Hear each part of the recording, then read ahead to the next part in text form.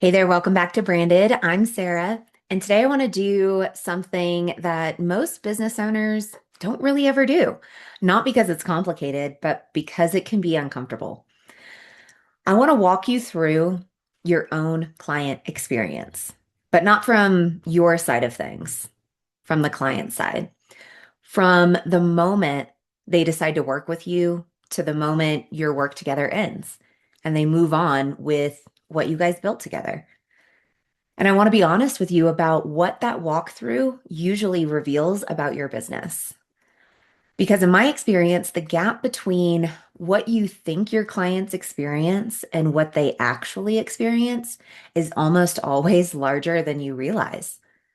So let's walk through it exactly as your client lives it. First, the purchase. So someone just became a client. Maybe it was a high ticket offer, maybe it was a course or a membership or a done for you service, whatever it is. She clicked the button, she entered her payment, she completed the transaction, and now she's waiting to be acknowledged. That first 60 seconds after a purchase is one of the most psychologically significant moments in any client relationship. She just made a decision, a real one that probably cost her something meaningful financially or in terms of commitment.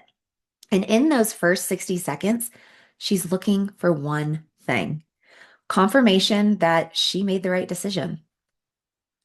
So, what she sees next is the first signal your business sends about what kind of experience she's about to have. So, here's the honest question: what happens after she clicks purchase? Is the confirmation email sent immediately? Does it arrive within seconds and feel warm and specific and like it was written for her rather than for someone who might have just purchased like anything random? Does it tell her exactly what happens next? Does it make her feel like she landed somewhere that was actually expecting her? Essentially, you're doing the emotional work of affirming the decision that she just made. Most business owners think about their confirmation email as a simple, here's what's next. But what clients want to experience is whether they feel like they've made the right decision. So, in those first 60 seconds, give them the details they need to know, yes, but also talk to them like the person you built this offer for. So, after the purchase, those next 24 to 48 hours, this is the window that sets the entire tone of the working relationship. And it's the window that most business owners think less carefully about. Here's what your client is experiencing in the first 24 to 48 hours after purchasing. She's probably getting emails, possibly multiple emails. Some of them might be part of an automated workflow. Some of them might be things that you're sending personally. But from her side of things, she can't always tell the difference. But what she can tell is whether the whole thing feels like it was designed with her experience in mind, and whether it feels like a collection of things that were set up at different points in time and never quite unified, or whether it's something coherent. And honestly, she's forming her first impression of what it's like to be inside your business, not the offer, but how it feels to be a client here with you. Whether things arrive when they're supposed to, whether the information that she needs is easy to find or requires her to ask for it, whether the next step is obvious or whether she has to figure it out for herself. And here's the uncomfortable part about that. Most of the time, when a client has a really great 24 to 48 hours, it's because you happen to have enough bandwidth that week to manually keep things on track. So you noticed the purchase went through. So because of that, you sent a personal welcome. You checked to make sure everything was like landing correctly. You were available and responsive and warm, and the client could feel that, which is wonderful.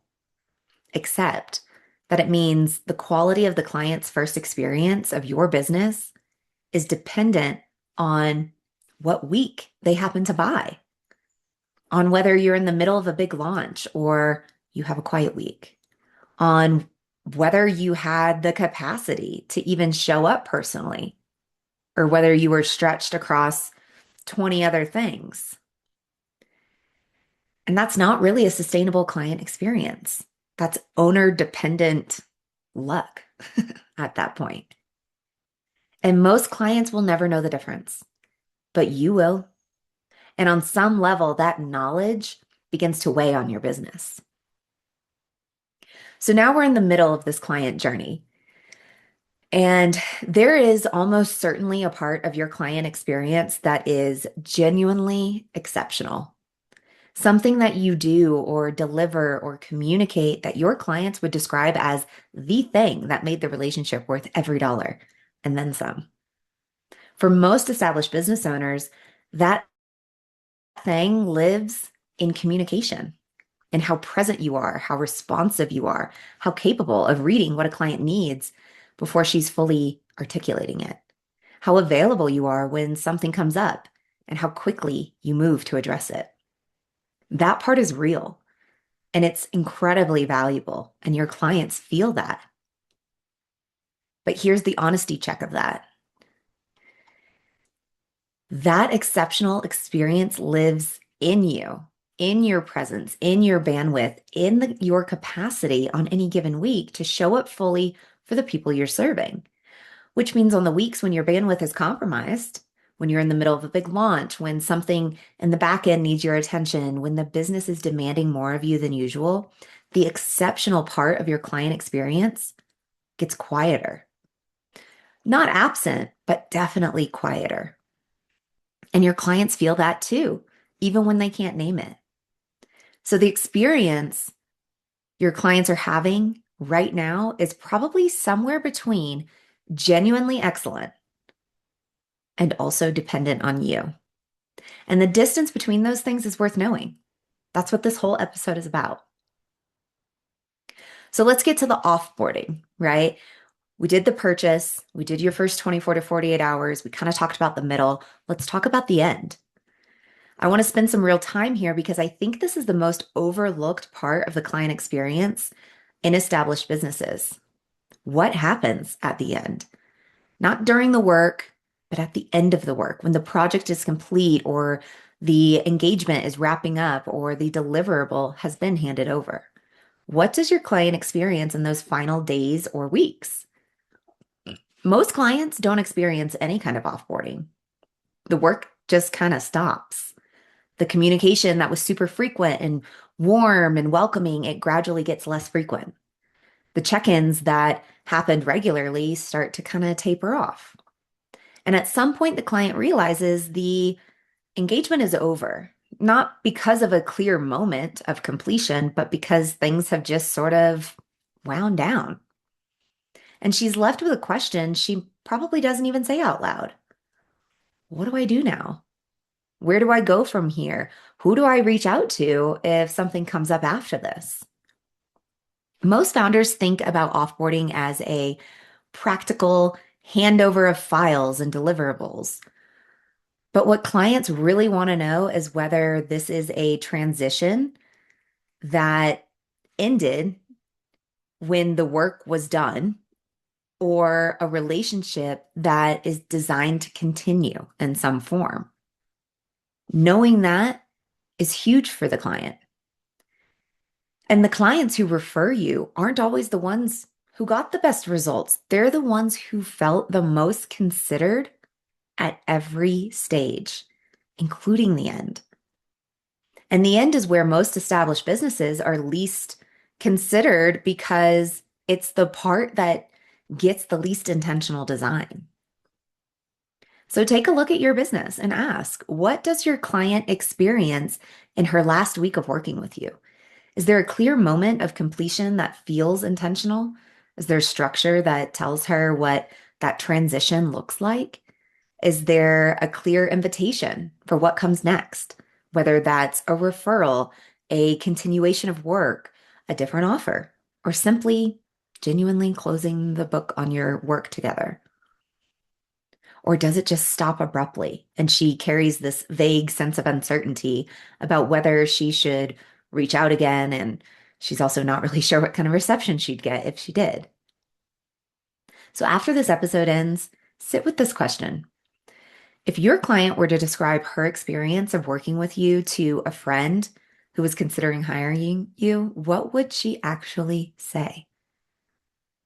Not what you hope she would say, not the polished testimonial version. What she'd say in a real conversation with someone that she trusts, the honest version that includes the exceptional parts and the parts that felt slightly less considered. The version that captures what it actually felt like to be inside your business from the moment she bought to the moment the work ended. Is that description something that you would be proud of? Is every part of it something that you designed intentionally? Or are there parts of it that exist by accident or by the grace of your own personal bandwidth in any given week? Or by default, because nobody ever made an intentional design about how that part of the experience should feel. Because the gap between what you designed and what she experienced is the most useful information your business can give you right now. Not a revenue report or a content audit or some visibility strategy, just an honest walkthrough of your own front door as if you've never been inside before. What would you find there? Because what you find there will tell you more than anything else about where to put your attention next. Share this with a founder who's been so focused on the work that she hasn't thought about the experience of the work in quite a while. This episode is for her. I hope you guys enjoy. I'll see you next week for a brand new one. Bye, y'all.